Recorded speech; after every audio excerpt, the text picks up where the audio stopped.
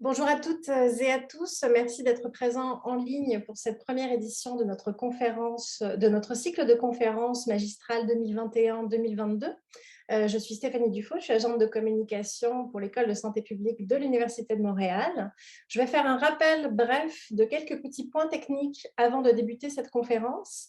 Sachez que la conférence est enregistrée. Elle sera disponible et mise à disposition sur notre site internet dans quelques jours.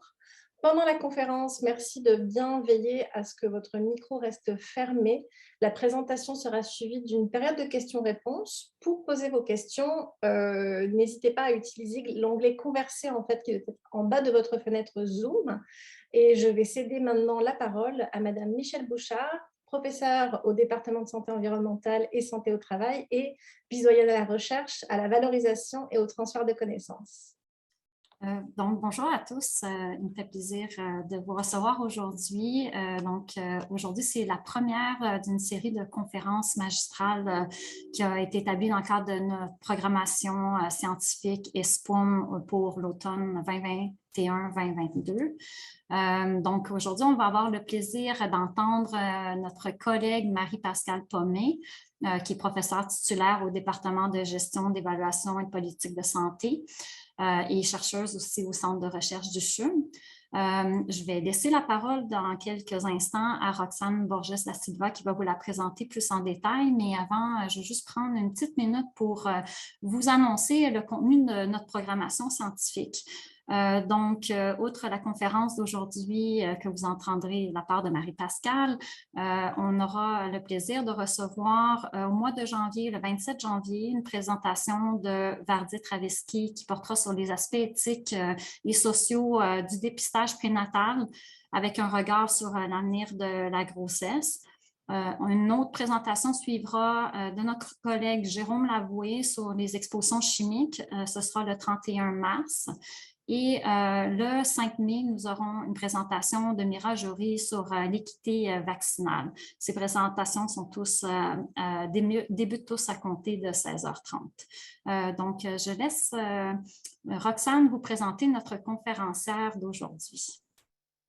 Merci Michèle. Alors je suis ravie en fait de présenter ma collègue Marie-Pascale, donc Marie-Pascale Pomé qui est professeure titulaire comme l'a dit Michèle dans notre département et qui est également médecin conseil à l'Institut national d'excellence en santé et services sociaux à l'INES et co-directrice du centre d'excellence sur le partenariat avec les patients et le public. Elle est aussi titulaire et chercheuse boursière senior de la chaire en évaluation des technologies et des modalités de pointe du CHUM sur l'engagement des citoyens et des patients dans la transformation des organisations du système de santé, et elle est membre chercheuse du carrefour de l'innovation et de l'évaluation en santé. En fait, Marie-Pascale, c'est une des rares médecins de santé publique au Québec à s'intéresser à l'organisation des soins et à la qualité et à la sécurité des soins. Elle a contribué à créer d'ailleurs la seule maîtrise en gestion de la qualité et sécurité des soins au Québec, et elle est co-créatrice du modèle de Montréal, qui est d'ailleurs reconnu mondialement et que je vous invite à lire, qui est disponible en français et en anglais. En fait, Marie-Pascale est également reconnue à l'international pour la qualité de ses travaux de recherche pour co-construire des innovations dans le système de santé, toujours en partenariat avec les patients, les proches, les citoyens, les proches aidants, les citoyens. Et elle est reconnue également dans sa capacité à intégrer la recherche dans le développement des interventions. Donc, on est ravis de l'avoir ce soir pour notre première conférence magistrale à l'ESPUM. Marie-Pascale, merci beaucoup d'être là. Merci infiniment à vous pour la confiance et de m'offrir une telle plateforme pour pouvoir présenter mes travaux. Je voudrais vraiment remercier très, très chaleureusement, évidemment, Carl Hardy-Dubois, le doyen de l'École de santé publique, à qui je dois ce grand honneur d'être parmi vous ce soir. Je voudrais aussi remercier, bien sûr, Michèle Bouchard en tant que vice-doyenne. On ne va pas te donner tout ton titre, là, mais au moins la recherche. Et puis, bien sûr, Roxane Borges da Silva, dont j'ai la chance maintenant, que j'ai la chance d'avoir comme directrice depuis quelques mois. C'est vraiment, j'ai compris en tout cas que cette invitation-là à faire cette conférence magistrale était une façon de revenir un peu sur mes 5 dernières années de carrière et de revenir un peu sur les différents projets que j'ai menés. Donc, c'est un peu cette grande aventure que je vais partager avec vous ce soir. Et je voudrais commencer, avant de rentrer dans le vif du sujet, sur une petite anecdote personnelle. Quand j'ai commencé mes études de médecine à Paris, j'avoue très, très, très vite avoir pas mal déchanté parce que je trouvais que la relation entre les professionnels de la santé et les patients, et en particulier les médecins et les futurs médecins, était vraiment catastrophique. C'était excessivement paternaliste et on avait vraiment complètement exclu la personne qui était devant nous dans la prise de décision. Donc, j'ai toujours eu ce petit moteur intérieur qui fait en sorte que je suis auprès de vous ce soir. J'ai effectivement pas mal d'affiliations, mais là, ici, je vais surtout revenir sur les conflits d'intérêts. Je n'en ai pas dans le cadre de ma présentation ce soir, mais je suis surtout, je vais rentrer un petit peu plus dans le côté personnel, donc quelqu'un qui a grandi à Paris, à Saint-Germain-des-Prés, et qui a fait ses études de médecine rue de l'École de médecine, donc vraiment en plein cœur de Paris, dans le 6e arrondissement. Et ensuite, je suis devenue médecin au CHU de Brest. J'espère que vous reconnaissez la rade de Brest, où il fait beau. On dit toujours qu'il pleut, mais non, non, non, il fait beau aussi à Brest. Et ensuite, je suis arrivée à Montréal pour faire ma thèse. Et mon premier poste de prof au Canada a été à Ottawa. Et finalement, je suis arrivée en 2005 à l'Université de Montréal, où je suis donc professeure depuis cette date-là. Et je finis évidemment avec mes origines provençales, où sûrement que les dernières années de ma vie se passeront plutôt auprès des oliviers. Voilà, donc pour revenir plus spécifiquement sur ma présentation, le travail que je mène donc est vraiment pour reconnaître les savoirs expérientiels des personnes dans le système de santé qui s'est privé quand même depuis de nombreuses années de ce trésor immense. Et donc déjà en 2012, Angela Coulter avait publié un livre excessivement intéressant où elle montrait que finalement les patients passaient très très peu de temps, avaient très peu de contact avec leurs professionnels de la santé et étaient obligés de vivre avec des maladies chroniques où ils devaient trouver des solutions et développer énormément d'expertise dans le domaine du soin, évidemment avec la vie, avec la maladie. Ceci je ne sais pas pourquoi je n'arrive pas. Hop. Donc, je vais revenir quand même quelques instants sur les objectifs de ma présentation. Je ne sais pas pourquoi c'est passé après. C'est vraiment de faire la différence entre les soins centrés sur les patients et les soins en partenariat avec les patients, de connaître les différentes interventions qui peuvent être mises en place à différents niveaux du système de santé et comment ces interventions sont vraiment des sources d'innovation assez impressionnantes. Connaître aussi d'autres types d'engagements pour les patients, que ce soit en recherche, en formation et donc évidemment auprès des professionnels et des gestionnaires. Et finalement, connaître les principaux facteurs favorables à la mise en place du partenariat dans le système de santé. Donc, c'est ça. L'introduction, comme je le disais avec Angela Coulter, il y a vraiment eu une prise de conscience dans les années 2000-2010, c'est quand même assez tardif, comme quoi, effectivement, il y avait énormément de potentiel d'aller chercher les savoirs expérientiels des patients. Il y a eu aussi un très beau travail qui a été publié par un professeur en diabétologie en France qui s'appelle Grimaldi, qui a donc publié la 3e médecine, la médecine des maladies chroniques, où il montrait aussi que finalement, notre système de santé n'était pas du tout prêt à recevoir 65% de la population âgée de plus de 12 ans qui était atteinte de maladies chroniques, et ça pouvait aller donc jusqu'à 90% quand on regardait les plus de 65 ans. Donc, pour lui, il y avait vraiment une volonté de revoir la médecine, et cette médecine devait aussi passer, et surtout, avec la mobilisation des savoirs des patients et de faire en sorte qu'ils reprennent du pouvoir dans le système de santé. Les savoirs expérientiels, qu'est-ce que c'est ?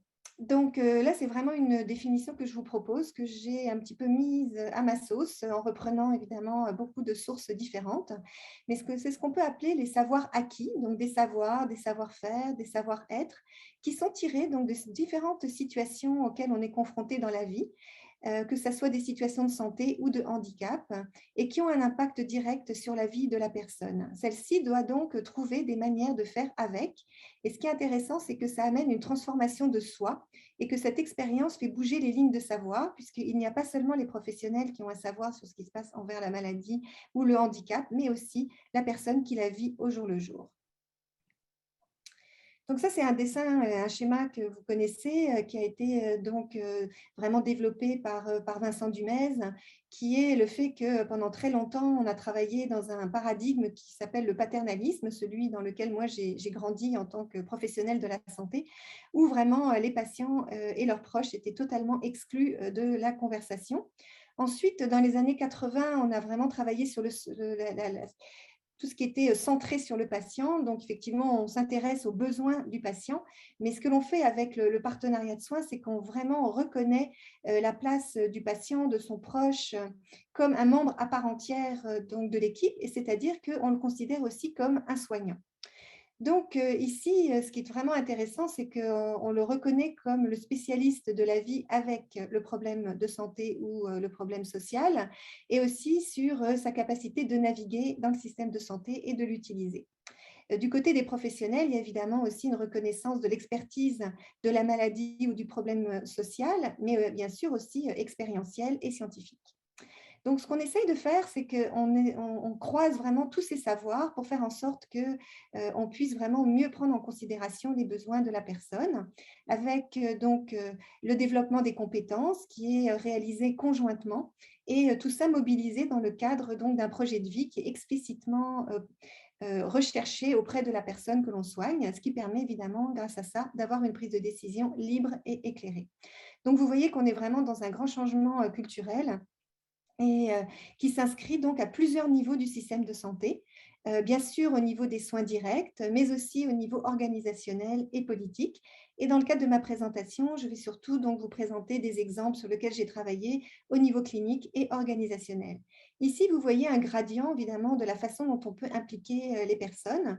On peut les informer, on peut les consulter, on peut les impliquer, mais comme le dit mon titre de ma présentation ce soir, c'est vraiment la co-construction qui est vraiment intéressante, où on va vraiment chercher des savoirs qui vont être complémentaires à ceux qu'on mobilise normalement dans le système de santé. Ici, je vais passer rapidement, mais il y a vraiment une emphase très importante qui s'est développée au cours de ces dernières années en lien avec la mesure de l'expérience patient. Donc ici, je mets un peu en écho ce que je vous ai montré plus haut, là, le fait qu'on peut avoir des activités aussi de confrontation, de consultation ou de partenariat, et on va essayer de mesurer donc ce qui ressort de tout ça. Et ce qui est intéressant, c'est qu'il y a effectivement plein de façons de le faire. On peut le faire par des plaintes, on peut le faire aussi par vraiment aller rechercher des histoires de patients, ou vraiment de co-construire avec les patients le système de santé de demain. Puis c'est vraiment là-dessus que je veux vraiment insister aujourd'hui. Comment vraiment faire en sorte que notre système de demain soit encore plus en accord avec les besoins réels de la population. Donc ici, on a vraiment deux mondes qui doivent cohabiter. On a le monde des professionnels qui ont été socialisés de façon relativement assez rationnelle, scientifique, avec une logique très déductive, qui est vraiment portée sur la guérison et sur le traitement de la douleur.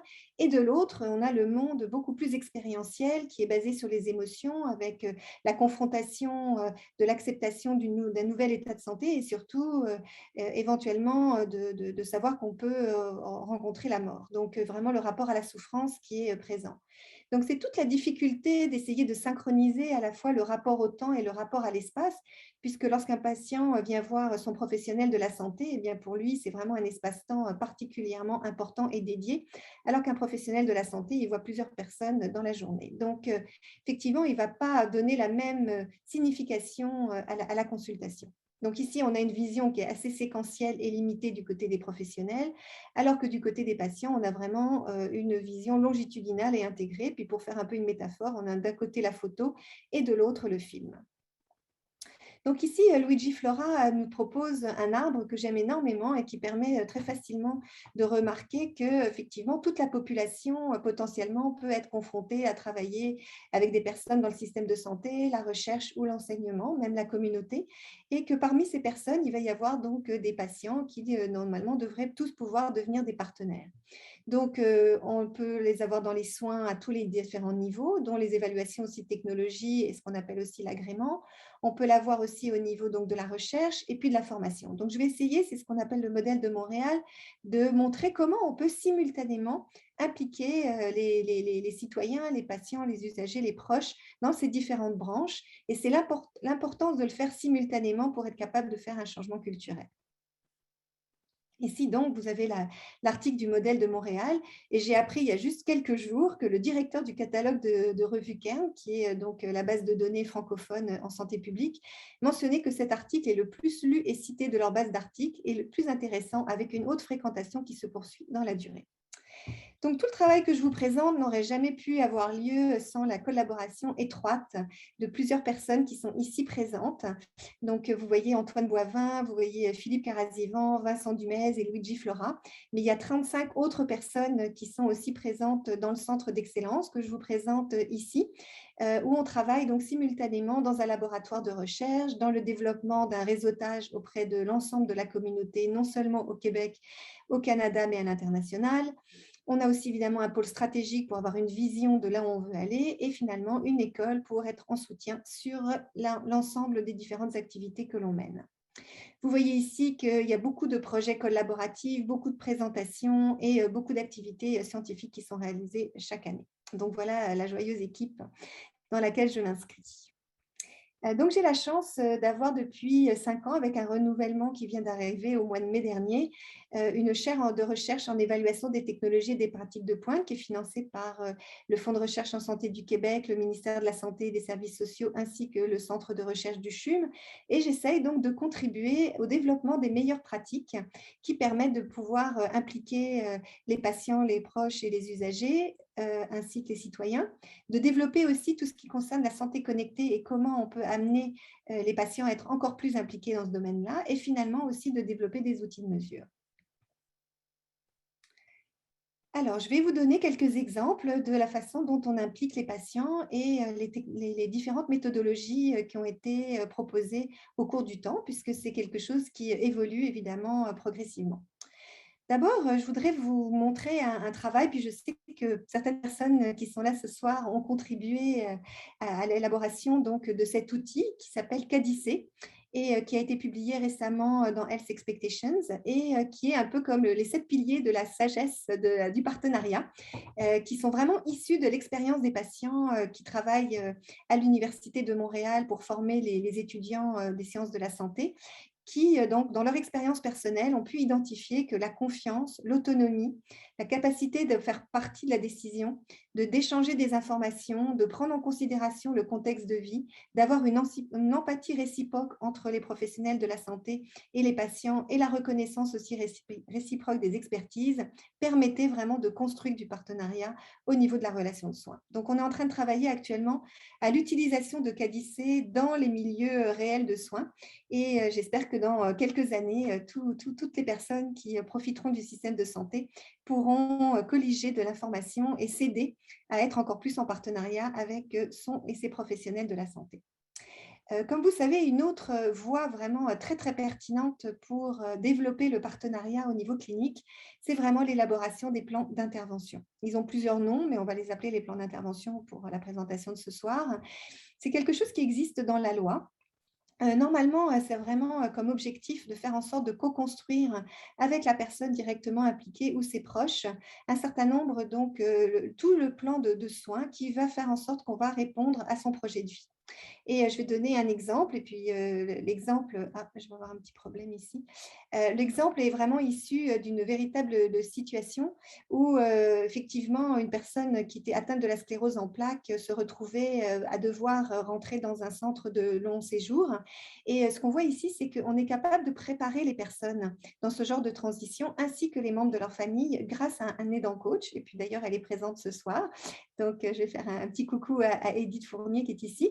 Et elle a donc préparé la famille à rencontrer l'équipe clinique pour qu'ils soient vraiment capables de pouvoir mieux expliciter leurs besoins. Et ensuite, la rencontre entre l'équipe de soins et la famille a permis vraiment d'établir un plan de soins qui prenne en considération l'ensemble des besoins. Donc ça, quand on prend ce temps en amont, c'est excessivement gagnant parce qu'il y a souvent des mauvaises compréhensions de l'état de santé de la personne, comme par exemple ici, où on pensait qu'elle aurait besoin d'une sonde pour l'alimentation. Il y avait une mauvaise compréhension aussi de ces troubles de douleurs chroniques. Et finalement, on ne savait pas non plus qu'il y avait des problèmes financiers du côté de son mari. Donc, ça permet vraiment de prendre en considération l'ensemble des problématiques et de façon et finalement, on évite ensuite des conflits ou des difficultés. J'ai aussi travaillé avec une de mes étudiantes, donc Angela Fragasso, sur comment le concept de partenariat peut aussi retrouver dans tout ce qui concerne les services sociaux et en particulier pour les troubles neurodéveloppementaux. Donc, on a regardé pour les familles qui sont aux prises avec des enfants qui sont, par exemple, autistes, quelles seraient les notions qui permettraient de pouvoir co-construire ensemble vraiment un plan de soins qui permettrait de reprendre l'expertise développée par les familles. Et Angela a vraiment construit un magnifique modèle que je vous présente ici, où elle montre l'équilibre important qu'il faut aller rechercher du côté des enfants et des parents et des intervenants, avec une reconnaissance réciproque à la fois des savoirs expérientiels et des compétences cliniques, ce qui permet vraiment de développer des rapports égalitaires et finalement d'arriver à une responsabilité partagée. Et ça, évidemment, a été publié dans plusieurs revues et Angela maintenant travaille à la mise en œuvre du modèle dans ce domaine. Du côté en plus de l'enseignement, donc c'est excessivement intéressant. Là, je vais vous parler de travaux que je mène aussi depuis maintenant plusieurs années, où je me suis rendu compte à quel point le soutien par les pairs était vraiment essentiel pour aussi développer le partenariat au niveau clinique.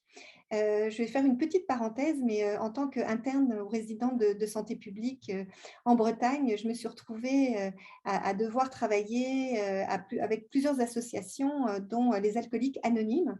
Et j'avais été vraiment particulièrement impressionnée par le travail qui était réalisé dans le cadre de cette association. Et des années plus tard, d'une façon totalement différente, mais je reprends quand même des notions sur l'entraide entre les personnes qui, à mon avis, en tous les cas, est le cœur même de l'humain et donc de sa capacité à progresser, même dans son parcours de soins, grâce à l'expérience partagée. Donc, j'ai travaillé sur plusieurs projets, mais je vais vous en présenter un plus particulièrement, qui est Parole Onco, qui a été financé par les Instituts de recherche en santé du Canada. Et nous développons actuellement donc, une intervention qui est donc la présence de patients accompagnateurs au CHU de Québec, Université Laval, au CIUS de la Mauricie, Centre du Québec, au CIUS de l'Est de Montréal et finalement au Centre hospitalier universitaire de Montréal. Donc, pourquoi on s'intéresse à ça? C'est parce que d'abord, il y a énormément de nouveaux cas de cancer au Québec, que c'est vraiment la première cause aussi de mortalité. Et qu'une étude qui avait été réalisée en 2017 avait montré que le soutien émotionnel était vraiment pas celui qui était le mieux pris en compte dans notre système de santé, et en particulier tout au long de la trajectoire. Donc, l'idée, c'était vraiment d'amener ce soutien émotionnel directement sur les lieux de soins et impliqué dans l'équipe de soins. Donc, notre innovation, c'est vraiment d'introduire des patients pairs accompagnateurs dans les équipes cliniques en oncologie et de faire en sorte qu'ils puissent vraiment soutenir la personne de l'annonce du diagnostic ou même en amont quand on est dans une situation où on pourrait être touché potentiellement par le cancer, jusqu'à effectivement la fin des traitements et le retour donc, dans la communauté. Ce qui est assez spectaculaire, c'est qu'on a été capable, au moment de la Covid, de vraiment offrir ce soutien de façon très importante. Il y a plus de 500 patientes qui ont été accompagnées. Alors, pourquoi patientes? Parce que c'est surtout dans le cancer du sein qu'on a été capable de pouvoir faire cet accompagnement, mais on travaille aussi dans les cancers féminins, mais aussi la thyroïde, les cancers ORL et puis digestifs. Et il y a 25 patientes accompagnatrices dans les 4 établissements qui travaillent avec nous, ce qui a représenté quand même plus de 576 heures d'appel entre patientes accompagnatrices et patientes accompagnées. Ce que peuvent faire les patientes accompagnatrices quand on n'est pas en Covid, parce qu'évidemment, avec la Covid, ça a un petit peu changé le plan de match, mais les patientes accompagnatrices ou les patients accompagnateurs peuvent vraiment aider les patients à se préparer à leur consultation, même éventuellement accompagner les personnes qui en auraient besoin. Puis ça, on peut travailler sur les inégalités sociales en santé de cette façon-là. Aussi faire... travailler sur la documentation, les aider à vraiment mieux comprendre toute l'information qu'il leur est donnée, donc vraiment les aider au niveau de la littératie, et finalement de co-animer des activités qui permettraient évidemment aux patients de mieux comprendre les différents traitements auxquels ils sont confrontés. Donc, on a vraiment, au cours de notre projet de recherche, mis en évidence des choses qu'on n'avait pas complètement… On savait qu'il y aurait du soutien émotif, mais on s'est rendu compte aussi qu'il y avait vraiment beaucoup de soutien à la navigation, parce qu'évidemment, notre système est assez complexe. Et puis surtout, il y a beaucoup de professionnels qui interviennent le long d'une trajectoire en oncologie. Donc, ça permet de beaucoup mieux comprendre qui fait quoi, de mieux comprendre aussi toute l'information, parce qu'on a toujours besoin effectivement de reprendre l'information et de savoir si on l'a bien comprise. Et puis, bien sûr, tout ce qui est éducation thérapeutique en lien avec les savoirs expérientiels. expérientielle. Et ce qu'on a vraiment aussi pu mettre en évidence, c'est que le fait que les patients accompagnateurs aident les patients à être beaucoup plus investis dans leurs soins et à devenir des partenaires beaucoup plus avisés et qui se sentent beaucoup mieux outillés à prendre des décisions par rapport à leur propre projet de vie et à leur santé. Donc, le rôle des PA, du fait qu'on les intègre dans les équipes, et j'y tiens absolument parce que les équipes se rendent compte que ça permet vraiment de compléter l'offre de service, quelque chose qu'ils ne peuvent pas au quotidien offrir. Et les patients accompagnateurs ont du temps qu'ils peuvent consacrer que les professionnels ne peuvent pas faire de la même façon. Ils deviennent aussi des passeurs traducteurs, donc ils ramènent toute l'expérience des patients et la traduisent auprès des professionnels. Ça permet aussi aux professionnels d'avoir une meilleure idée finalement de l'expérience qui a été vécue dans l'établissement. Et in fine, ça permet d'améliorer les pratiques puisque les patients accompagnateurs peuvent ramener des moments de dysfonctionnement, mais aussi ramener des choses très positives à l'équipe. Donc, c'est vraiment excessivement intéressant sur différents points de vue. La perception aussi des professionnels, ils se rendent compte que ça apporte un service complémentaire qu'ils ne sont pas capables de pouvoir apporter, que c'est un accès privilégié à l'expérience vécue par les patients, puisqu'on a vu, alors ce qui était vraiment assez fascinant, c'est que ça pourrait aussi les aider dans la formation continue, la DPC, puisqu'on demande de plus en plus aux médecins de travailler sur des évaluations 360 et que les patients accompagnateurs ont une vision beaucoup plus systémique de ce qui se passe au niveau des patients. Donc, c'est aussi un bassin extraordinaire, les patients accompagnateurs, pour partager leur expérience à d'autres niveaux, comme des comités locaux ou nationaux.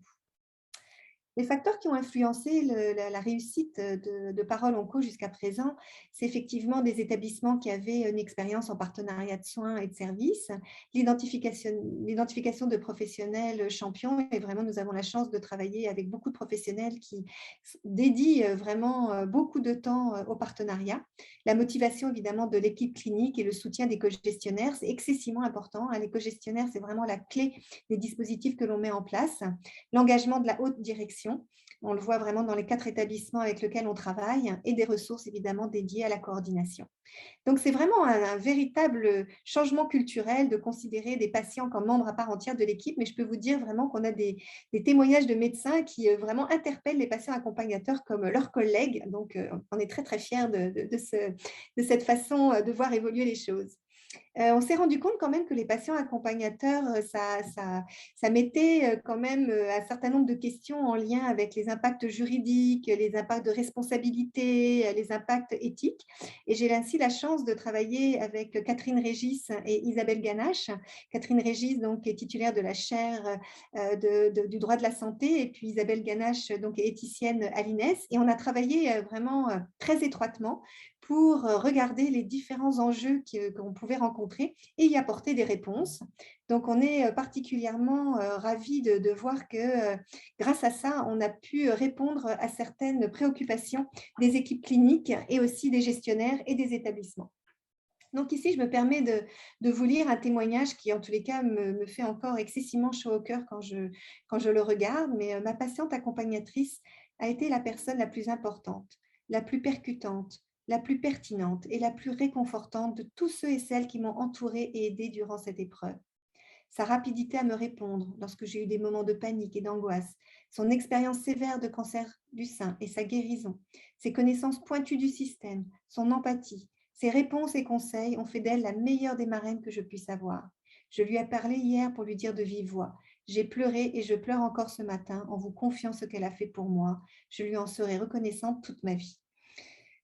Bon, je pense qu'effectivement, notre système de santé là, ne peut qu'être encore plus humain grâce à la présence des patients accompagnateurs. Et puis, je vous ai mis aussi 2 liens ici avec notre dernière journée annuelle de Parole Onco. Vous avez des témoignages de plusieurs patients qui ont bénéficié d'un accompagnement et c'est excessivement touchant.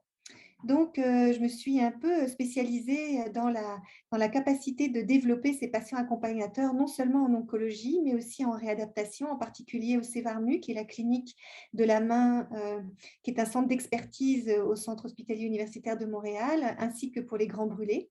Je travaille aussi étroitement avec beaucoup d'équipes sur les maladies chroniques. Je vais vous donner quelques exemples dans quelques instants. Sur la transition pédiatrique, sur aussi donc un projet Audace qui est en lien avec des cancers donc très délabrant, qui entraîne des chirurgies très délabrantes du visage, et aussi sur la sécurité des soins. Donc maintenant, je vais passer au niveau organisationnel. Au niveau organisationnel, on peut vraiment aussi avoir des choses excessivement intéressantes. Puis, je voudrais ici rendre hommage à Paul Lebel, qui a vraiment œuvré avec Vincent Dumès depuis des années à faire en sorte que l'amélioration continue de la qualité ne puisse pas se faire sans les patients. Et c'est comme ça qu'ils ont monté donc le programme partenariat de soins, qui a permis vraiment de consolider les pratiques collaboratives et de mobiliser les savoirs expérientiels des patients sur une base de co-construction.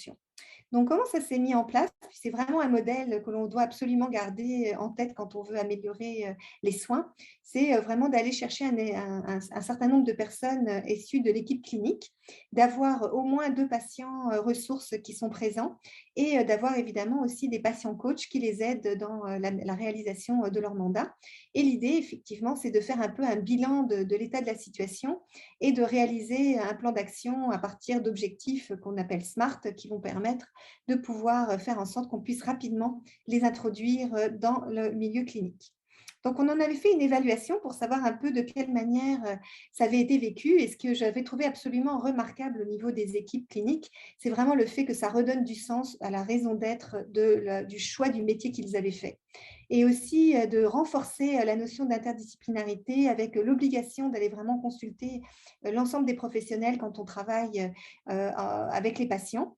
Donc, vraiment de faire en sorte qu'on accorde ses violons avant de rencontrer les patients, parce que souvent, on tire un peu la couverture à soi, alors qu'on devrait beaucoup plus travailler en interdisciplinarité. Et puis, pour les patients, bien évidemment, là aussi, ça redonne du sens à ce qu'ils ont vécu et ça permet vraiment d'avoir une expérience qui est partagée avec d'autres personnes.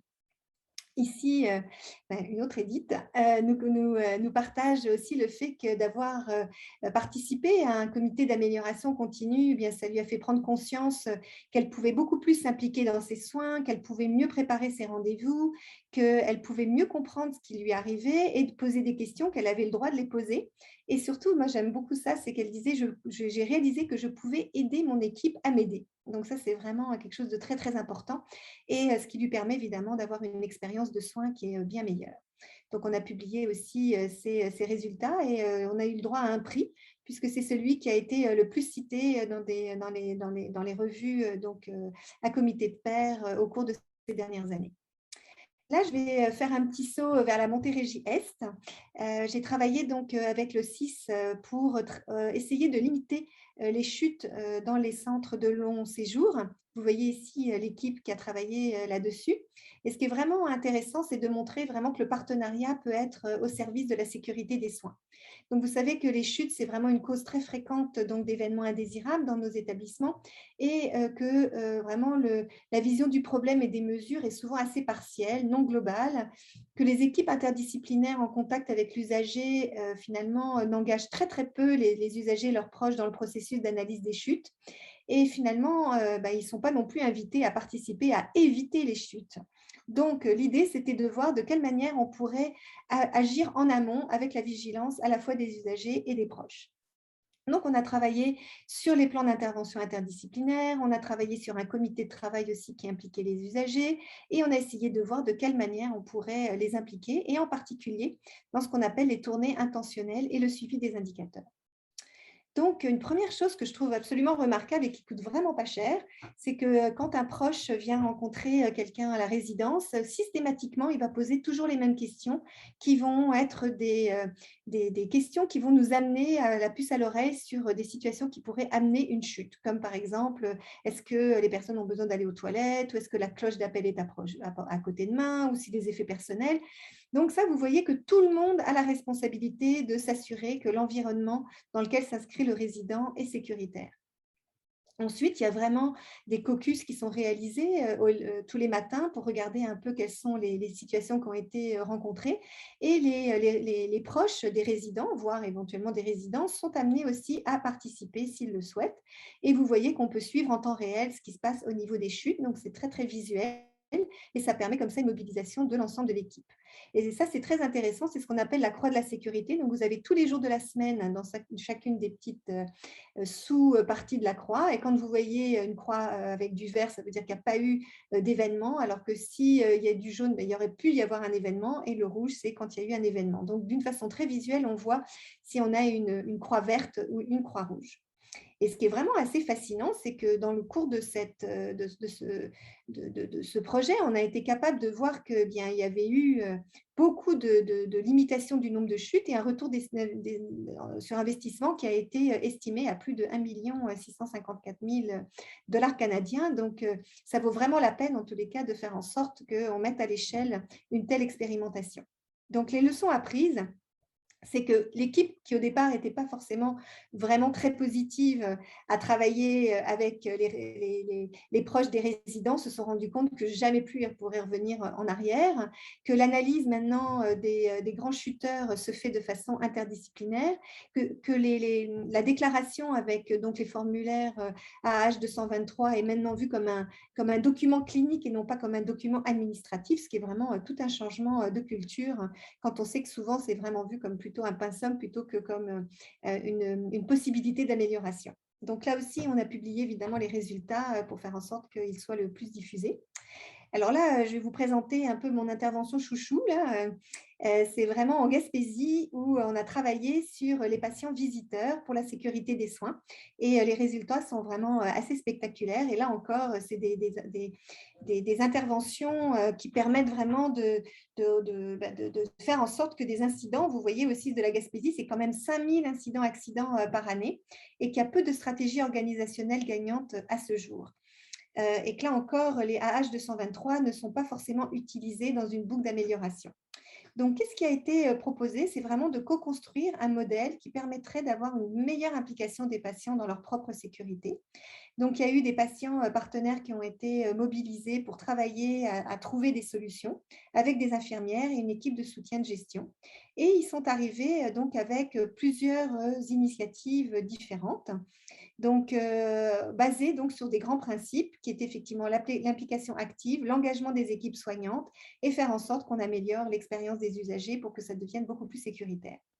Donc, voilà les différentes expérimentations qui ont été proposées, donc de faire des affiches avec les statistiques dans les unités de soins, de créer des vidéos, de rencontrer les équipes de soins pour les sensibiliser, de proposer même aux personnes de déclarer elles-mêmes les incidents ou les accidents, et finalement les patients visiteurs en gestion des risques. Donc, c'est la dernière que je vais vous présenter maintenant. Et c'est vraiment de les considérer comme des membres à part entière, ces patients visiteurs de l'équipe, et qui vont vraiment nous aider à mieux recueillir l'information auprès des patients. Donc, le processus, je ne vais pas revenir sur toutes les étapes, mais vous comprendrez en tous les cas que les patients visiteurs sont vraiment reconnus comme complémentaires à l'équipe de soins et donc sont amenés à rencontrer les patients qui sont hospitalisés grâce au soutien donc des infirmières-chefs qui vont les amener à les rencontrer. Donc, on s'est rendu compte que quand les patients étaient interrogés par des cliniciens, ils disaient que tout allait bien, il n'y avait aucun problème, etc. Alors que quand les patients étaient rencontrés par d'autres patients, là, tout d'un coup, eh bien, la voie se libérait et beaucoup d'informations étaient échangées. Donc, il y a eu 120 usagers qui ont été visités entre 2019 et 2021. Et donc, ça a permis vraiment de mettre en évidence quelles étaient les stratégies gagnantes pour faire en sorte que ça puisse marcher. Donc, d'abord, évidemment, d'avoir des patients visiteurs qui sont bien formés. Puis, ce qui était extraordinaire en Gaspésie, c'est qu'ils comprennent très, très bien la sécurité des soins et ils comprennent aussi toutes les pratiques organisationnelles requises qui sont requises dans le cadre de la certification par Agrément Canada. Il y a des infirmières facilitatrices qui vraiment rencontrent les patients avant qu'ils ne soient vus par les patients visiteurs et l'ensemble de l'équipe de soins donc, se sent mobilisée. Puis je vais vous donner une anecdote. Christine Arsenault, donc, qui est la coordonnatrice de ce projet au niveau de la direction qualité, évaluation, performance et éthique, me disait qu'elle se faisait arrêter par les professionnels de la santé en lui disant « Mais tu sais, Christine, pendant longtemps, je ne comprenais pas trop ce que c'était que le partenariat, mais là, je commence à voir, c'est absolument spectaculaire. » Parce que ce que font les patients visiteurs, c'est qu'une fois qu'ils rencontrent l'usager, eh bien, ils vont ensuite, tout de suite, rencontrer l'équipe clinique pour faire en sorte qu'on puisse en temps réel, trouver des solutions pour limiter l'environnement qui pourrait prêter à des incidents, des accidents. Donc, au lieu de faire des grands comités où ça met 6 mois pour trouver des solutions, là, les solutions sont trouvées en temps réel et sont appliquées. Donc ici, on peut mettre en évidence donc, des points qui ont été relevés par les patients, donc des manques d'explication qui peuvent expliquer beaucoup de problèmes d'observance, la déficience de la préparation au départ, il y a très peu de choses qui étaient faites jusqu'à présent, le problème de la communication et de la coordination aussi, qui entraîne vraiment des manquements à la continuité des soins, et puis souvent aussi le fait qu'on ne demande même pas à la personne comment elle s'appelle. Donc ça, on s'est rendu compte que c'était vraiment un vrai problème. Donc, grâce à l'expérience de l'usager, on voit qu'on est capable de pouvoir vraiment réduire les risques de façon très, très, très significative.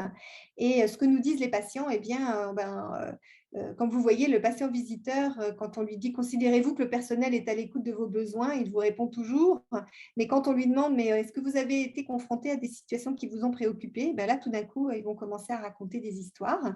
Donc là encore, c'est tout le temps que l'on prend avec eux qui va nous permettre de pouvoir recueillir des situations que jamais ils ne partageraient avec personne. Parce que souvent, ils ont aussi peur des représailles. Donc, c'est vraiment un espace aussi sécuritaire qui s'instaure entre les patients et les patients visiteurs.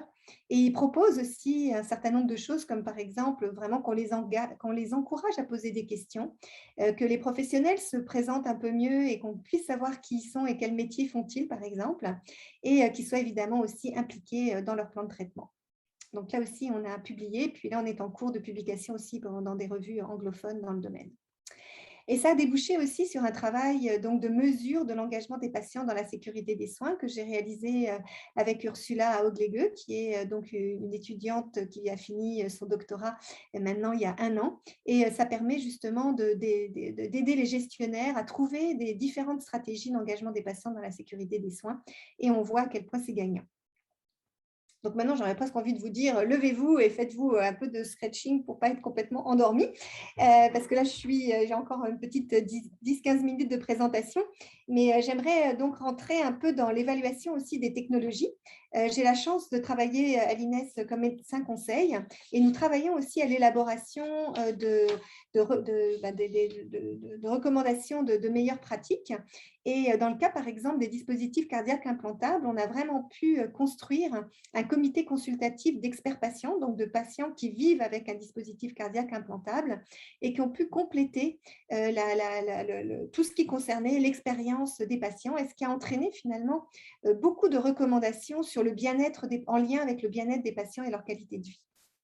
Ça nous a permis aussi à l'INES de développer toute une méthodologie, on l'aime beaucoup, là on l'appelle notre petit téléphone, avec les différentes touches qui nous permettent comme ça de pouvoir voir de quelle manière on peut vraiment s'assurer qu'à partir de l'identification des besoins, on est capable vraiment d'avoir une prise en considération de l'ensemble des savoirs expérientiels des patients dans les différents travaux qui sont menés.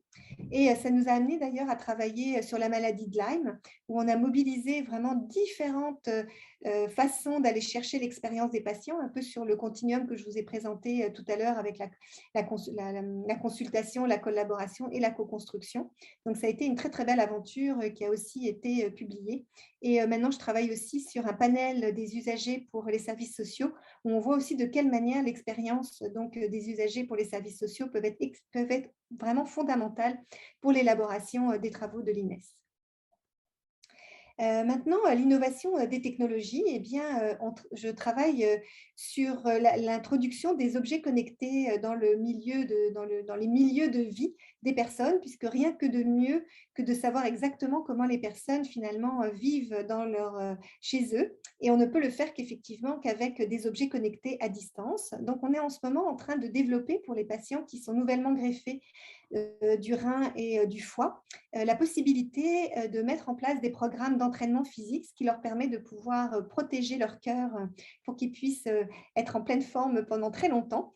Et on les aide donc avec aussi le soutien par les pairs. Donc ça, c'est vraiment la grande nouveauté, c'est de faire en sorte que nous avons des patients qui ont intégré l'entraînement physique dans leur vie de tous les jours pour amener d'autres patients, parce que c'est souvent très difficile quand on vient d'avoir une greffe de s'engager engagés dans l'exercice physique et ils peuvent le faire en pouvant s'identifier à d'autres patients. Donc, je vais passer rapidement, mais on change complètement le circuit de soins grâce à la capacité de pouvoir introduire ces objets connectés et d'avoir un meilleur suivi en temps réel de ce qui se passe dans la vie de tous les jours. Et aussi, on a des données cliniques en continu, ce qui permet aussi pour des patients qui sont un peu instables, de beaucoup de sécurité, un filet de sécurité pour les équipes cliniques. On a travaillé aussi récemment sur les applications de traçage et de contact et d'exposition. Et là, on est allé chercher donc les citoyens. Donc là, on était toute une petite bande très sympathique. Avec la création d'un comité conseil, et on a travaillé sur la perception des citoyens envers ces applications. Donc là, je ne vais pas vous revenir sur tout ce qu'on a appris, mais ce que je peux vous dire en tous les cas, c'est que vraiment les adultes et les adolescents avaient des préoccupations totalement différentes en lien avec ces applications et qu'elles n'ont jamais été prises en considération par les développeurs. Donc c'est vraiment intéressant de se rendre compte qu'il y a beaucoup de travail qu'on peut faire en amont du développement des applications pour s'assurer que vraiment la conception de l'utilisateur et ce qu'il en attend est vraiment pris en considération dès le départ.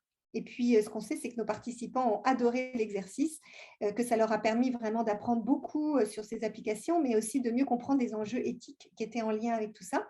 Et ils nous ont amenés à travailler avec des populations plus défavorisées qui n'ont pas accès à des téléphones mobiles. Et on a fait la semaine dernière un groupe de discussion absolument fascinant et très intéressant où vraiment ces personnes-là nous ont dit de quelle manière elles souhaitaient être impliquées dans ce genre de choses. Alors maintenant, je vais présenter un autre projet absolument extraordinaire qui est de l'ombre à la lumière, qui a été, donc, le chercheur principal est Jacques de Guise, donc, au centre de recherche du CHUM, qui est un professeur donc, de l'école des technologies supérieures. Et donc, on est parti vraiment des besoins à la fois cliniques et des besoins des patients, en lien donc avec que se passe-t-il quand on doit subir une chirurgie pour un cancer du visage et que ça entraîne évidemment une atteinte donc très importante des parties que l'on voit tous les jours sur le visage. Donc, c'est quand même un cancer qui touche 3 à 4% de la population. Il y a une vingtaine de ces patients, sur les 400 patients qui sont suivis chaque année au CHUM, il y en a une vingtaine qui vont avoir besoin d'une épithèse, donc ça veut dire d'une prothèse comme un nez, un œil.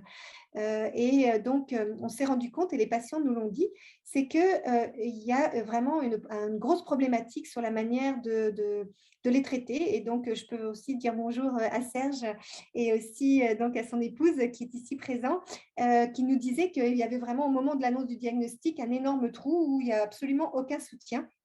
On ne sait pas exactement ce qui se passe.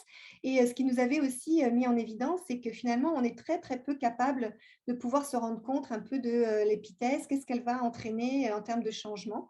Et que finalement aussi, il y avait très peu de choses qui étaient faites en termes d'accompagnant psychique et peu d'utilisation aussi des technologies. Donc, c'était encore très artisanal et on pouvait sûrement, en tous les cas, utiliser par exemple le 3D pour faire quelque chose de mieux. Donc, on a décidé de travailler sur une approche qui permettrait de prendre simultanément le problème de face au diagnostic, parce que c'est effectivement absolument terrible, le face-à-face, donc tout ce qui est en lien au fait que quand on a sa chirurgie, quel est notre nouveau visage, le face à l'autre avec nos proches et évidemment tout notre changement identitaire par rapport au visage qui est différent, et le face aux autres dans la société.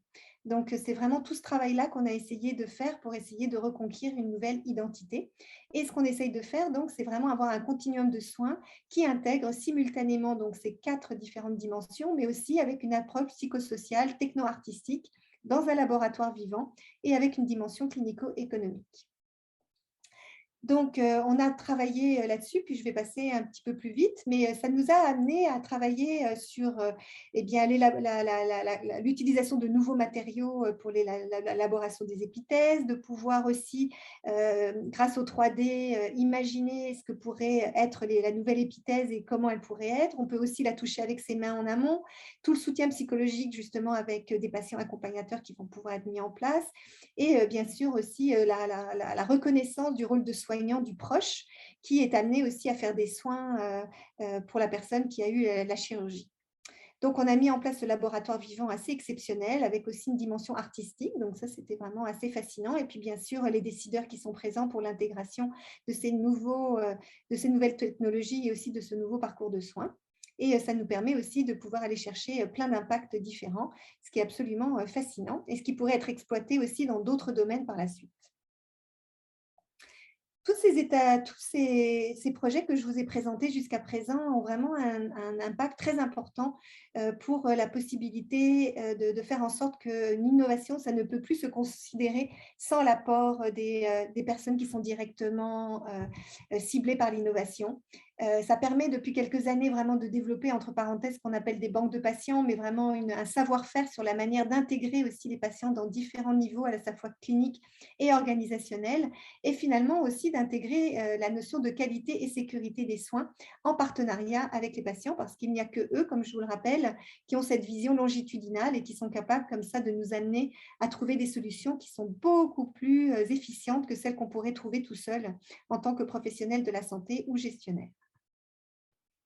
Alors, au niveau de la Covid, je voudrais quand même vous dire que ça a été absolument une aventure assez fascinante. On a monté un programme qui s'appelle le Techno-Covid Partenariat, qui a été financé par les Instituts de recherche en santé du Canada. Et je voudrais vraiment rendre hommage à la haute direction du Centre hospitalier universitaire de Montréal, qui très très vite a pris conscience que les décisions qui étaient prises allaient avoir un impact très très grand sur les patients et leurs proches en termes d'isolement social, et qu'il était très très très important de faire quelque chose.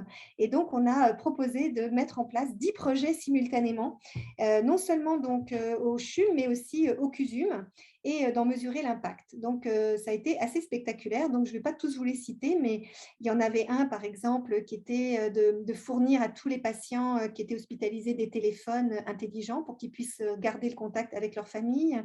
On a aussi une équipe qui a été montée pour permettre aux familles de pouvoir rencontrer leurs proches quand ils étaient en fin de vie. On a eu aussi du suivi à domicile de patients qui avaient un diagnostic positif de la Covid et qui sortaient de l'hôpital, mais qui avaient encore besoin d'un soutien à domicile, ou des personnes qui avaient un PCR positif, mais qui n'avaient pas encore besoin d'être hospitalisées, mais qui n'étaient quand même pas forcément totalement remis. On a travaillé aussi sur des robots compagnons. Et finalement, ce qu'on a fait, c'est qu'on a aidé les équipes cliniques à s'assurer que pendant toute la Covid, comment vivait-il l'introduction d'innovation? Est-ce que ça pouvait avoir un impact sur la qualité et la sécurité des soins? Et finalement, toutes les mesures qui étaient mises en place, est-ce que ça pouvait avoir un impact sur le partenariat? Donc, on renvoyait aux équipes cliniques un état des lieux pour leur permettre d'avoir un peu comme un baromètre sur ce qui se passait en termes de partenariat et d'être sûr, en tous les cas, que tout se passait bien.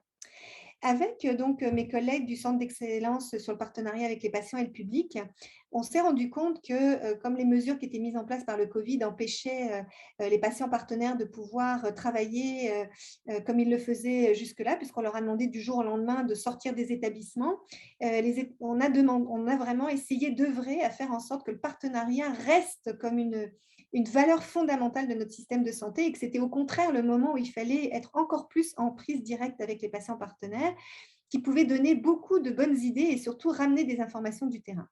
Et ça nous a donné l'idée aussi de faire un livre blanc pour revenir sur toutes les pratiques qui ont été mises en place, ou presque, disons le plus exhaustivement possible, les pratiques qui étaient mises en place dans le système de santé, et qu'elles puissent être partagées le plus possible avec tous.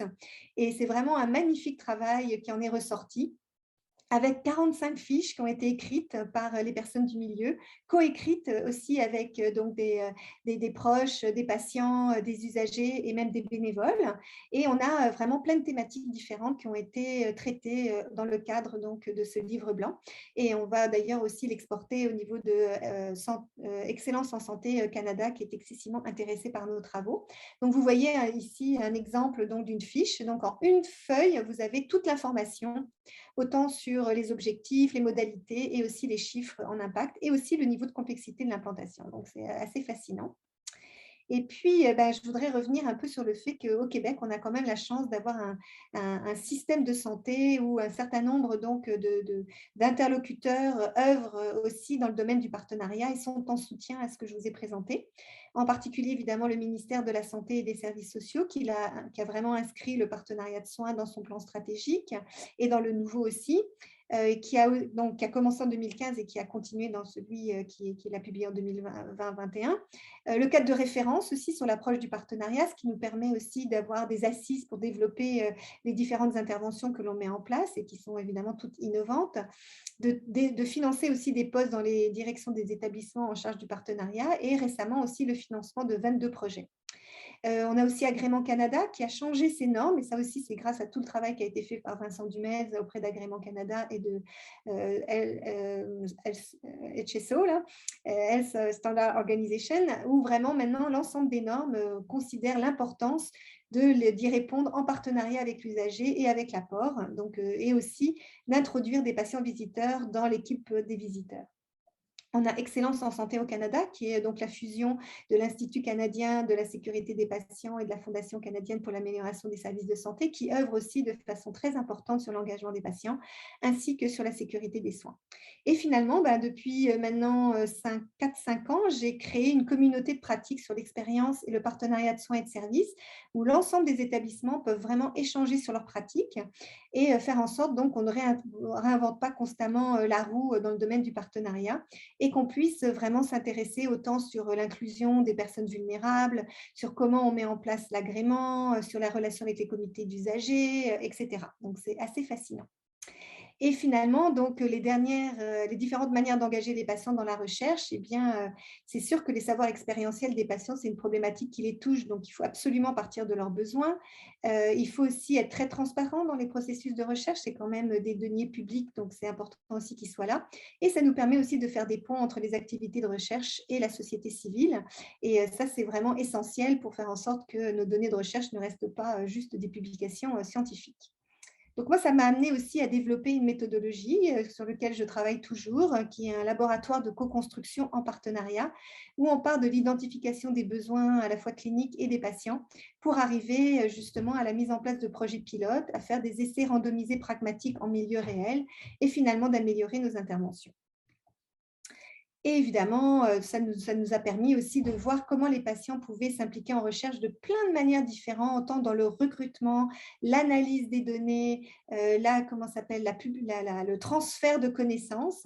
Et on les mobilise donc vraiment à tous les niveaux, même la création des outils, comme par exemple pour CanCEP, qui est sur la sclérose en plaques et l'utilisation du cannabis, où on va vraiment mobiliser des patients pour construire un questionnaire pour mieux comprendre quelle est la perception des personnes atteintes de sclérose en plaques de l'utilisation du cannabis.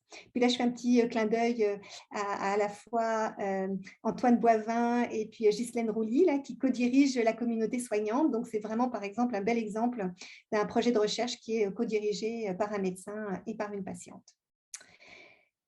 Donc, les différentes manières d'engager les patients dans la formation, je veux aussi rendre hommage vraiment à tout le travail qui a été fait par Vincent, puis lui faire un petit clin d'œil, parce que vous savez que Vincent, depuis peu, a été nommé directeur des partenariats communautaires. C'est sûrement un des premiers patients au niveau international qui a vraiment un poste reconnu dans une faculté de médecine. Donc, encore un immense bravo, Vincent, et bravo pour tout le travail que tu fais maintenant depuis plus d'une dizaine d'années dans le système de santé. Et vous voyez ici que grâce à la participation de plus de 200 et quelques patients formateurs, on est capable de vraiment faire en sorte que la génération des futurs professionnels de la santé soit vraiment comprennent les enjeux en lien avec le partenariat et comprennent aussi l'interdisciplinarité, comprenant le patient comme membre à part entière de l'équipe.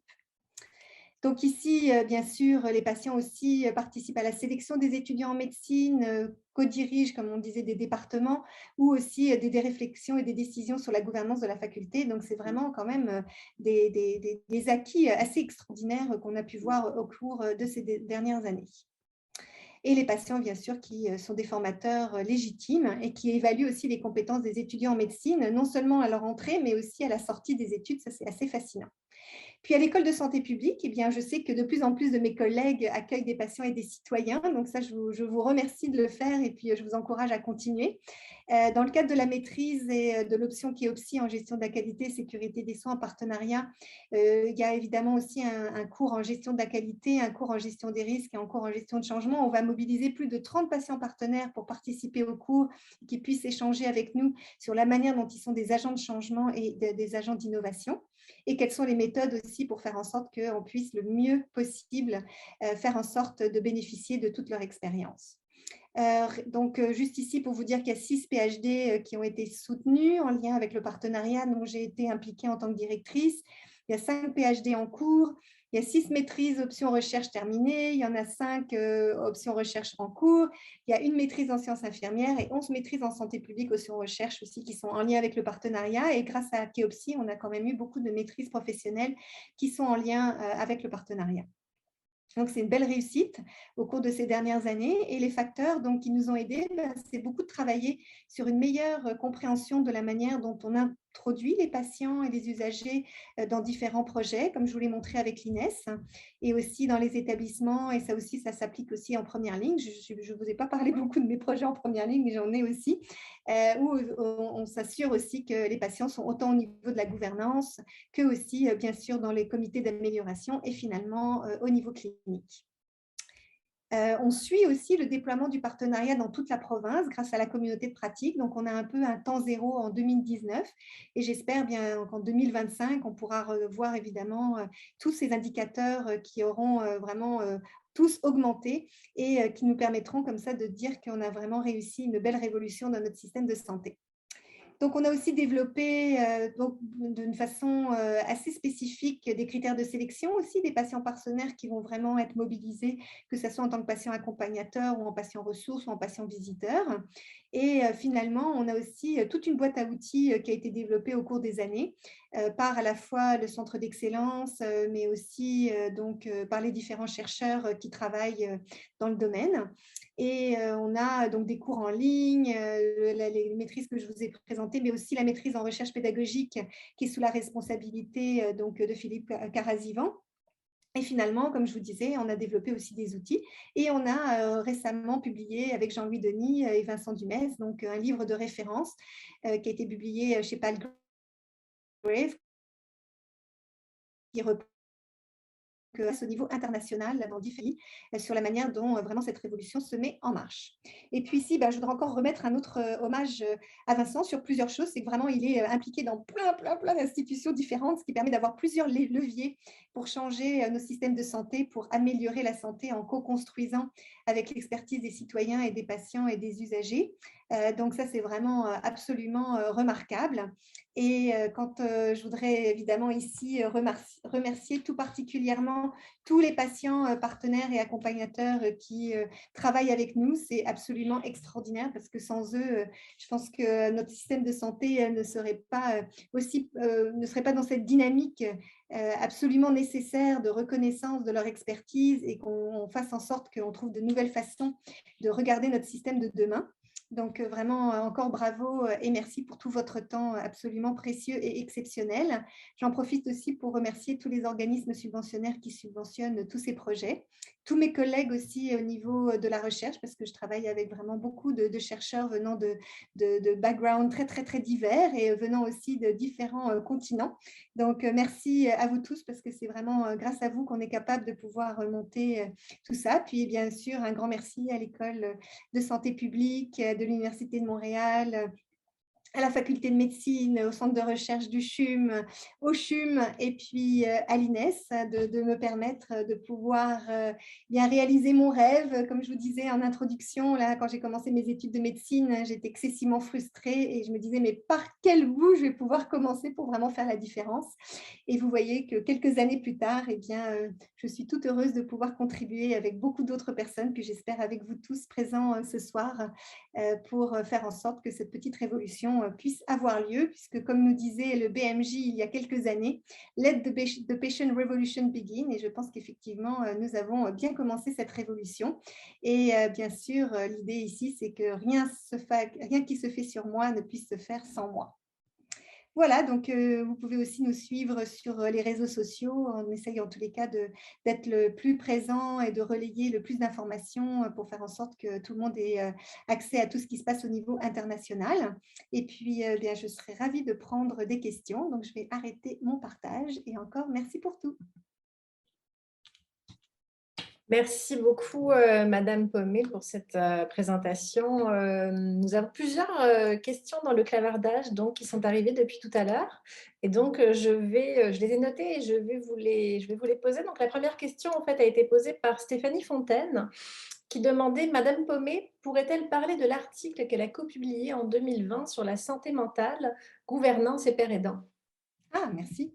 Ouais, j'ai pas osé, là, j'avais tellement là que et ça, c'était un très, très beau, projet qu'on a mené, dans le CIUS de l'est de Montréal, hein, où, il y avait eu une magnifique expérience, malheureusement, qui n'existe plus actuellement que je sache, hein, où il y avait eu un comité de gouvernance qui avait été, constitué, avec les différentes directions, de l'hôpital, en santé mentale pour vraiment repartir des besoins des patients et trouver des solutions. Puis ça a été mais une source absolument incroyable d'innovation, que ce soit par les librairies vivantes, donc par l'intermédiaire de personnes qui peuvent raconter leur histoire, la capacité aussi de changer des réflexes où, par exemple, la librairie, la bibliothèque on ne permettait pas aux patients de pouvoir y accéder, donc on a changé ce genre de choses.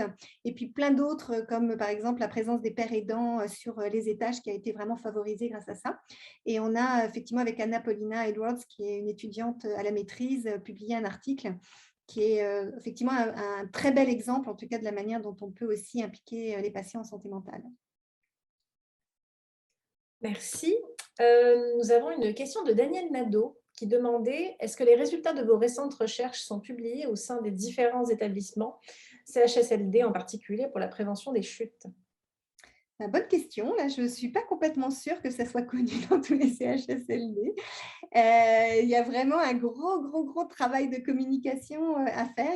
Il y a son petit bâton de pèlerin à prendre là, pour aller faire ce genre de choses. Parce que même, je pense qu'au sein même du CIS, il y a sûrement encore un travail qui pourrait être fait. Puis même sur la Montérégie, on a trois CIS. Ça serait vraiment intéressant qu'il y ait un plus grand partage. Moi, je fais ce partage beaucoup par l'intermédiaire de la communauté de pratique sur l'expérience et le partenariat, où vraiment tous les travaux de recherche sont systématiquement présentés, et pas que les miens. Là, je veux être vraiment aussi très claire là-dessus. Là, je ne fais pas de l'autopromotion. Là, je ne suis pas du tout dans cet état d'esprit-là. C'est vraiment au contraire l'ensemble des recherches qui peuvent être faites dans le domaine, et de voir de quelle manière on peut mieux outiller le milieu, à la fois utiliser les outils, mais aussi à mieux comprendre quelles sont les meilleures stratégies. Donc, très bon point, je vais le noter, puis voir un peu de quelle manière, même avec les directions SAPA et autres dans les établissements, on pourrait faire vraiment qu'il y ait des lieux de discussion sur ces différents projets, pour voir de quelle manière on pourrait faire en sorte que ça soit mieux approprié et mieux mis à l'échelle. Mireille Bédard demandait: j'aimerais également savoir si ce genre de projets peuvent être implantés dans les établissements en santé mentale. Oui, bien sûr, oui. Tous les projets que je vous ai présentés, puis c'est ce que j'ai expliqué aussi avec le travail qu'on avait fait avec Anna-Paulina. C'est vraiment un travail que l'on fait aussi en santé mentale. Moi, je ne mène pas directement, j'en ai fait quelques-uns, mais souvent je le fais plus en collaboration avec d'autres professionnels. Et je suis même d'ailleurs assez fascinée, parce que la santé mentale est souvent très, très innovante, et on peut aussi s'inspirer de plein d'initiatives qui sont réalisées dans ce domaine-là, qu'on peut ensuite ramener dans d'autres domaines comme la réadaptation, la chirurgie, la médecine, et puis comme vous avez vu aussi les services sociaux, comme tout ce qui concerne les troubles du comportement. Donc non, c'est vraiment intéressant. Puis c'est ça aussi que j'essaye de faire, c'est faire des liens et de montrer qu'il faut essayer d'exporter dans différents domaines les interventions qu'on crée dans un, mais qui peuvent être tellement intéressantes pour d'autres. Donc, il faut être ces transferts, ces courroies de transmission entre ces différents mondes. Et à mon petit niveau, j'essaye en tous les cas de contribuer là, à faire en sorte que ça puisse se faire. Merci. Une question de Annick Jobin. Un des freins au partenariat dans les soins est l'accès limité qu'a l'usager à son propre dossier médical. Y a-t-il des travaux pour faciliter cet accès pour les usagers à toutes leurs données de santé au-delà du DSQ? Quelle bonne question. Je sais qu'il y a des travaux en cours. En tout cas, il y a une volonté, je crois, ministérielle depuis quand même quelques je vais dire mois, années, on va oser dire ça, d'effectivement évoluer, mais on a quand même quelques résistances qui existent. On voit quand même que de plus en plus de données sont présentes dans notre carnet santé. On pourrait aller beaucoup plus loin. Il y a un projet actuellement qui est en lien avec donc un chantier de pertinence des soins sur lequel donc Vincent Dumez a beaucoup œuvré pour qu'il puisse se mettre en place pour aider les patients tout au long de leur trajectoire à pouvoir avoir de l'information en temps réel en fonction de leurs besoins. Et ça va permettre, je pense, de décoincer le dossier aussi santé avec à la fois des données cliniques, des données personnelles et aussi des données en lien avec ses besoins en termes d'information et de navigation. Donc, l'idée, c'est vraiment de le prendre d'une façon assez globale.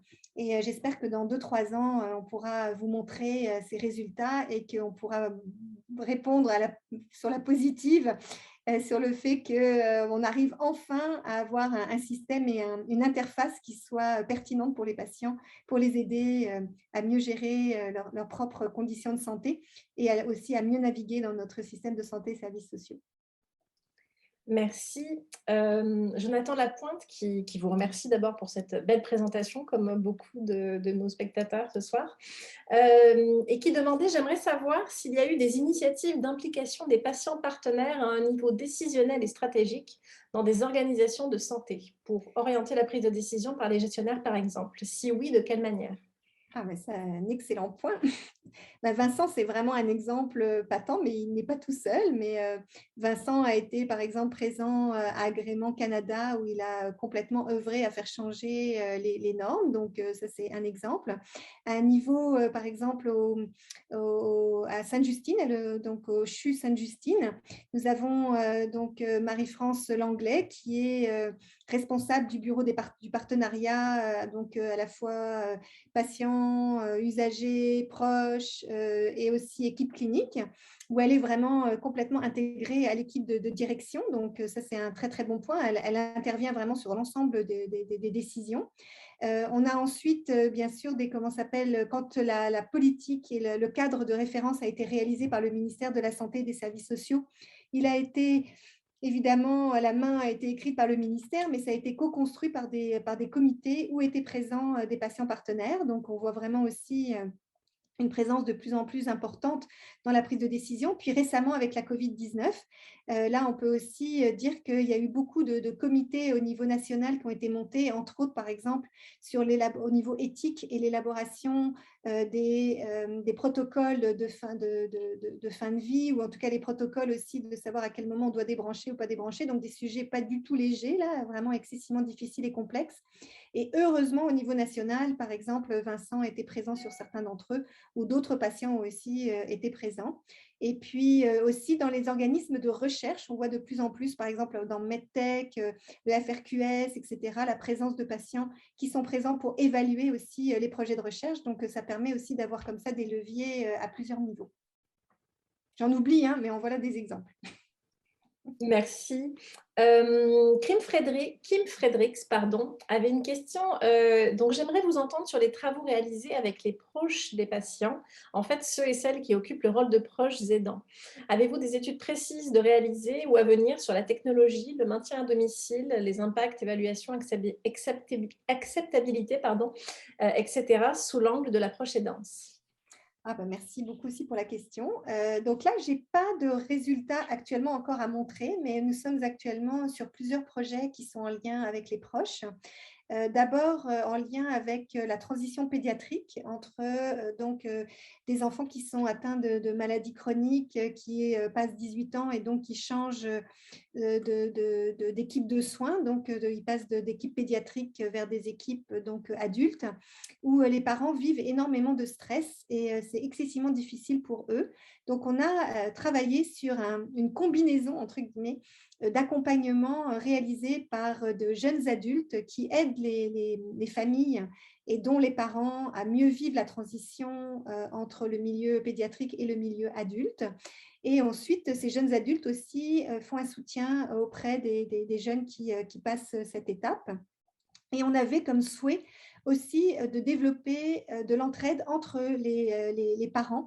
En particulier, je l'ai fait pour les enfants qui naissent avec des malformations cardiaques On est en train de le travailler aussi potentiellement pour les tumeurs cérébrales. J'ai une étudiante, Maud Lessard, qui va travailler sur cette dimension-là. Donc ça, c'est le premier. La deuxième, avec François Tournoux, dans l'insuffisance cardiaque, on a travaillé sur des applications mobiles qui permettent de pouvoir faire un suivi à domicile des patients qui souffrent de ce type de pathologie. Et on s'est rendu compte que ce n'était pas le patient qui était notre seul interlocuteur, c'était vraiment le couple, et que donc il y avait un soutien très important qui était fait par le mari ou la femme ou le conjoint ou le compagnon, etc., qui vraiment permettent de pouvoir faire en sorte que la technologie soit mieux utilisée. Donc, on va travailler aussi sur le rôle des proches, sur la manière de s'entraider aussi pour aider les personnes qui sont aux prises avec de l'insuffisance cardiaque. Donc, ça, c'est un autre projet. Et finalement, dans Parole Onco, donc en oncologie, une des voies sur laquelle je souhaite travailler pour les prochains mois, c'est effectivement aussi de travailler sur les proches, parce qu'on sait que les proches sont on le dit dans la sécurité des soins, là, des secondes victimes, là, mais c'est vrai que les proches aussi vivent des moments excessivement difficiles et douloureux, et que c'est vraiment aussi important qu'il y ait un soutien qui soit réalisé. Donc, on est en train de développer aussi des stratégies avec les établissements pour voir de quelle manière on pourrait développer des interventions qui pourraient peut-être être un peu différentes. Donc, il faut les réfléchir et puis que ça réponde vraiment bien aux besoins. Merci. Alors, il y a une question un petit peu longue de Fabienne Raguin. Je vais essayer de la poser en entier sans me tromper. Combien sont-ils en moyenne par service où cette organisation est déployée? Sont-ils présents tous les jours ou ponctuellement? Si oui, quelle fréquence et quel est leur statut? Et en prolongement de cette question, dans le cadre du système français, les associeriez-vous plutôt aux représentants des usagers existants, à des acteurs comme les visiteurs des Blues Roses, VMEH, aux experts visiteurs dans le cadre de la certification ou à un nouvel acteur? Voilà, je vais essayer de ne pas oublier toutes les questions. D'abord, au niveau des établissements au Québec, franchement, là, je pense que l'ensemble des établissements au Québec ont vraiment réalisé des bureaux du partenariat et donc sont en soutien aux équipes pour faire en sorte qu'il y ait des patients partenaires qui puissent intervenir. De là à vous dire le nombre exact, là, ça va être vraiment difficile. On se retrouve avec des endroits où il y en a énormément, puis il y en a d'autres où il y en a un petit peu moins. Mais ce qu'on sent, c'est en tout cas, il y a un mouvement vraiment global sur l'ensemble du système de santé. Ce qu'il faut, c'est les amener de plus en plus proches de la clinique.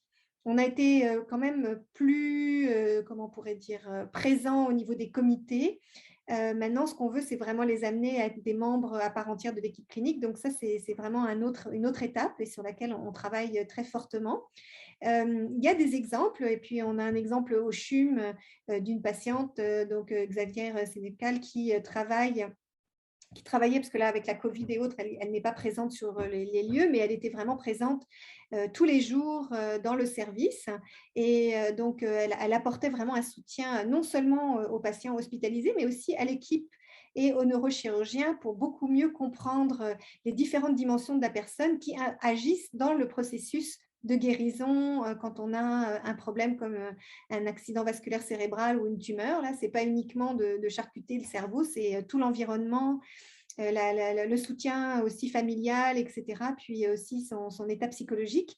Donc, grâce à la présence d'une patiente qui a vécu ce genre de choses, puis qui a du temps et qui est capable de pouvoir le consacrer à des personnes qui en ont besoin, eh bien, il était capable, par exemple, le professeur Bojanowski, là, de nous dire vraiment l'impact qu'il voyait aussi au niveau clinique direct de ce que ça pouvait apporter. Donc, c'est un modèle qui est en cours de se réaliser. Mais comme je vous dis, là, on est dans une période encore beaucoup d'innovation et de tests et d'apprendre et de faire donc de la recherche appliquée. Mais de plus en plus, on voit vraiment que les établissements se les approprient et décident de mettre à l'échelle des interventions comme Parole Onco. Là, je peux citer le CIUS de l'Est de Montréal qui a vraiment décidé d'en faire une priorité organisationnelle au niveau de l'oncologie et vraiment se donne les moyens d'avancer. Ensuite, le statut, c'est un statut de bénévole actuellement. On cherche à faire en sorte que ce soit vraiment un statut différent de celui du bénévole tel qu'il est conçu actuellement dans le système, puisque s'ils interviennent quand même auprès des équipes cliniques et qui sont amenées à avoir de l'information clinique sur les patients, ça demande quand même vraiment un statut vraiment bien différent. Et c'est ça qu'on a travaillé avec Catherine Régis et puis Isabelle Ganache. Donc, c'est vraiment d'amener une différenciation tout en montrant bien que c'est une complémentarité des deux, mais ils ne font pas du tout quand même la même chose. Donc, ça, c'est vraiment important. Donc, et puis la dernière qui est par rapport à la France, comment on peut considérer ce nouvel acteur? C'est sûr que ce n'est pas exactement un représentant des usagers, puisque au Québec, ces personnes-là, un RU, là, comme on dit en France, puisque ces personnes-là ne sont pas issues d'associations de patients, comme c'est le cas en France. Là, le représentant des usagers est quelqu'un qui émane d'une association reconnue des usagers. Là, au Québec, c'est vraiment à titre en fonction de l'expérience significative que l'on a dans un domaine donné, que l'on est reconnu comme une personne ressource pour l'équipe de soins ou l'ensemble c'est ça, que ce soit en santé ou en services sociaux.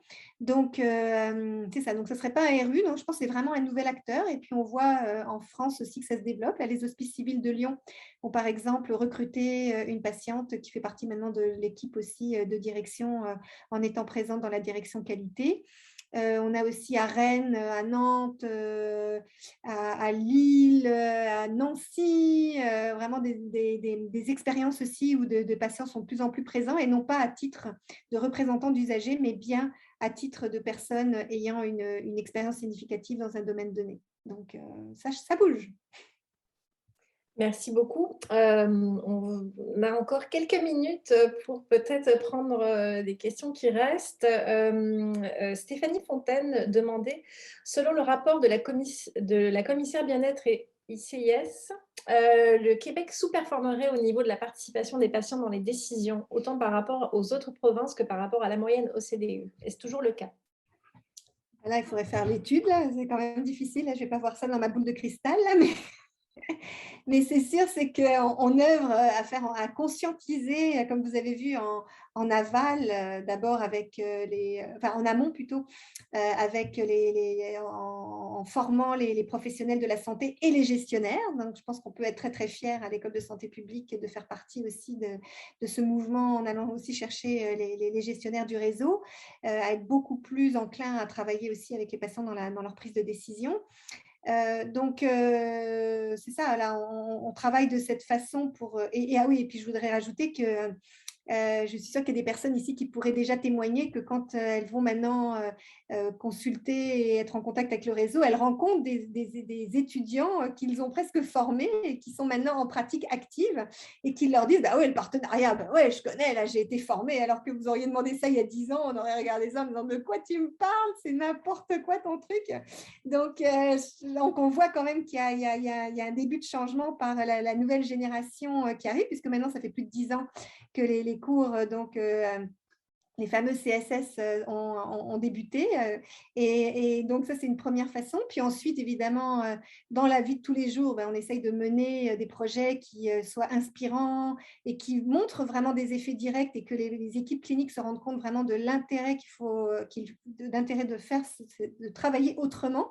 Et vous voyez, toutes les équipes, elles ont dit qu'elles ne referaient jamais le chemin inverse. Et alors là, j'en profite pour citer Christine Arsenault, qui m'a quand même fait un très, très beau cadeau la semaine dernière lors de mon cours sur la gestion des risques, puisqu'elle a commencé en présentant son projet en Gaspésie en disant « Marie-Pascale », puis avec tous les étudiants qui étaient présents, il faut quand même que je te dise, là, ça fait 30 ans, là, 30 et quelques années que je suis dans le réseau. J'ai en effet la déformation, là, j'en ai appliqué des différentes formules, etc., pour essayer de faire bouger mon système.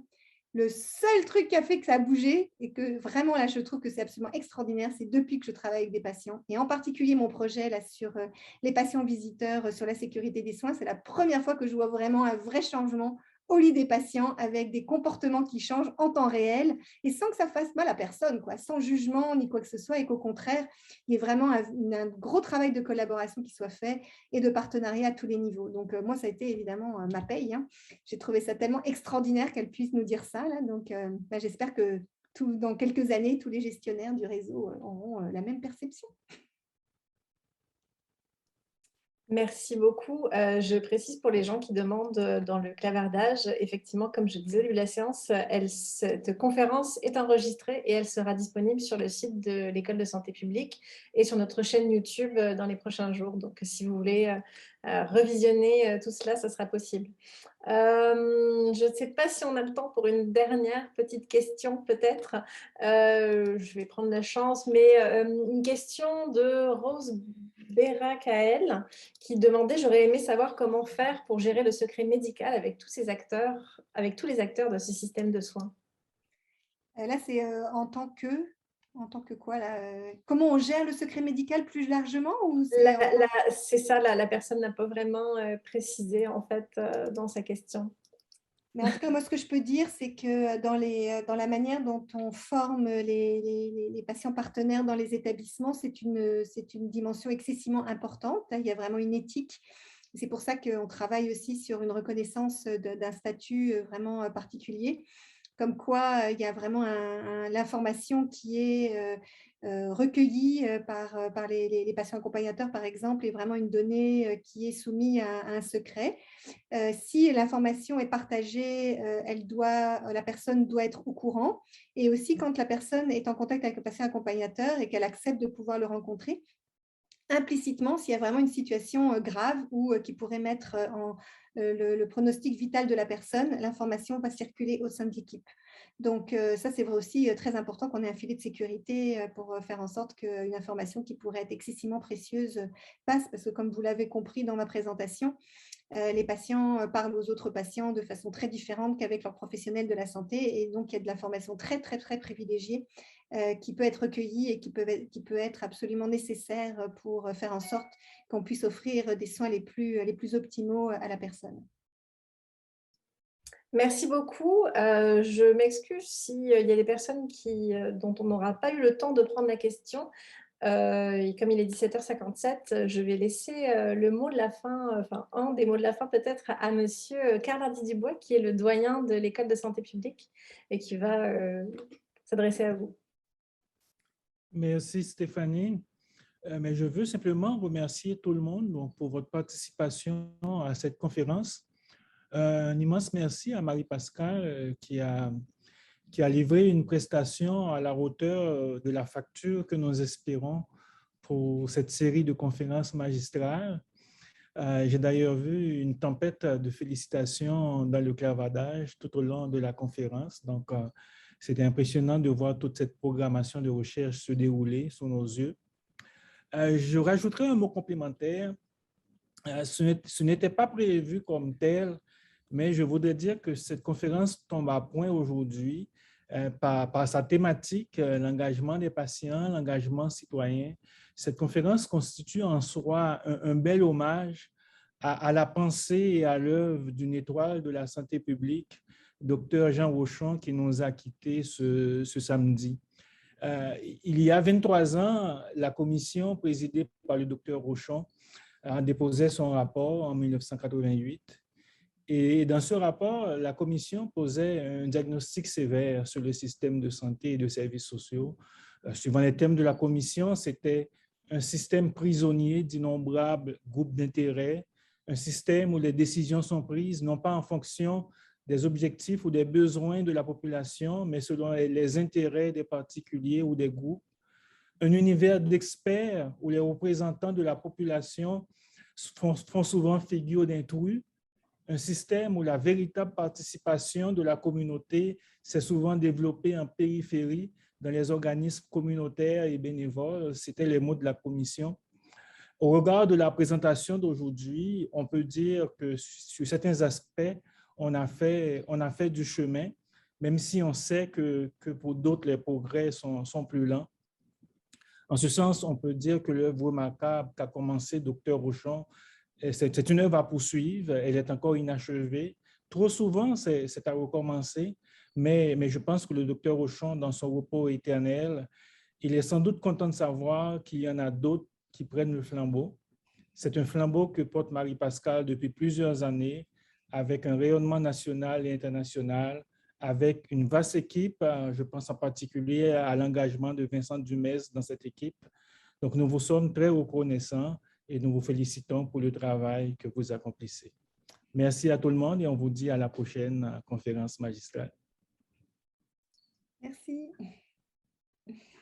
Merci à tous.